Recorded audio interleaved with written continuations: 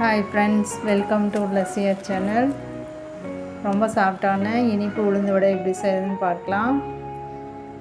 400 gram உளுந்து, 150 gram பச்சரிசி சேர்த்து 1 மணி நேரம் ஊற வச்சுட்டு அதை கழுவிட்டு கிரைண்டரில் போட்டு கொஞ்சம் கொஞ்சமாக சர்க்கரை சேர்த்து அரைச்சிக்கலாம். இதுக்கு தண்ணி ஊற்றி தேவையில்லை. 10 ஏலக்காய், 4 ஸ்பூன் சர்க்கரை சேர்த்து அதை பவுட்ரு பண்ணிவிட்டு இந்த அரைக்கிற மாவோடு சேர்த்துக்கலாம். இதுக்கு நான் சர்க்கரை 400 கிராம் சர்க்கரை எடுத்திருக்கேன்.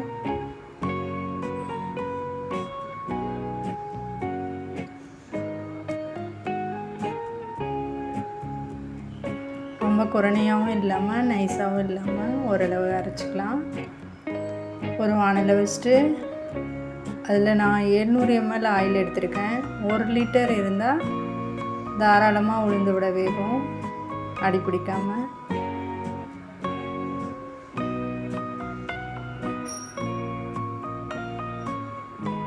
நான் வீட்டில் இருக்கிற ஆயிலை வச்சு சமைக்க போகிறேன்.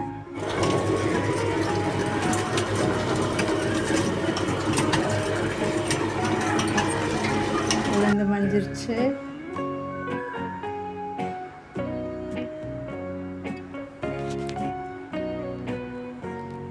இது உளுந்த மாவை தண்ணியில் கையை நனைச்சிட்டு சின்ன சின்ன உருண்டைகளாக்கி பெருவரலையும் நடுவரலையும் வச்சு ஓட்டை போட்டு ஆயிலில் போட்டு வேக வச்சுக்கலாம்.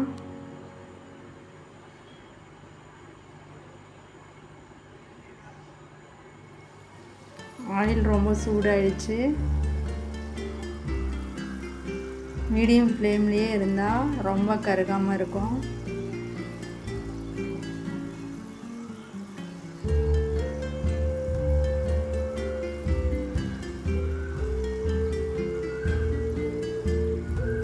உளுந்தில் ஸ்வீட் சேர்த்துருக்கிறதுனால, சர்க்கரை சேர்த்துருக்கிறதுனால நம்ம மீடியம் ஃப்ளேம்லேயே வச்சு வேக வச்சா தான் கருகாமல் வரும்.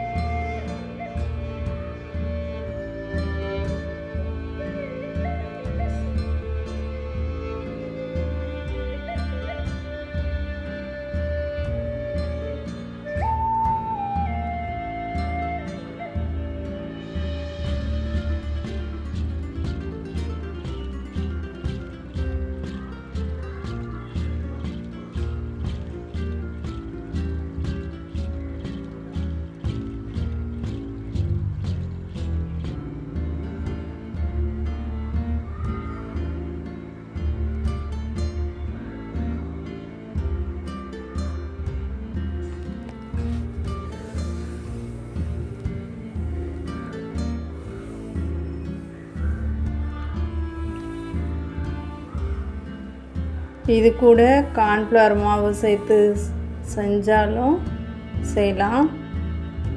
நான் அரிசியே உளுந்து கூட சேர்த்து அரைச்சிருக்கேன். இல்லை அரிசி மாவு சேர்த்து வடை செஞ்சாலும் செய்யலாம்.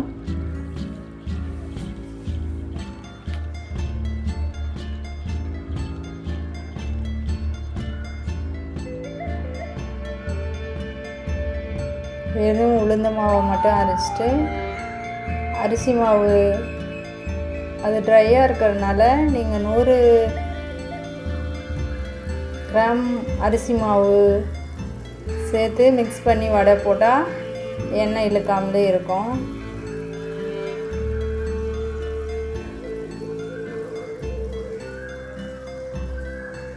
வடைப்பருப்பு எப்போவுமே ரொம்ப நேரம் ஊற வைக்க வேணாம்.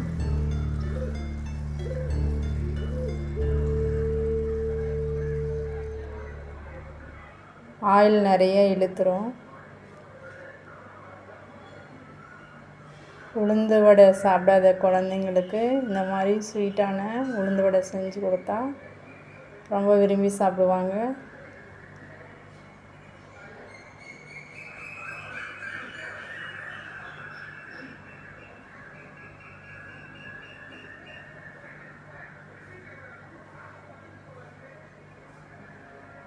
2 நாள் வச்சுட்டும் சாப்பிட்லாம், கெடாமலும் இருக்கும்.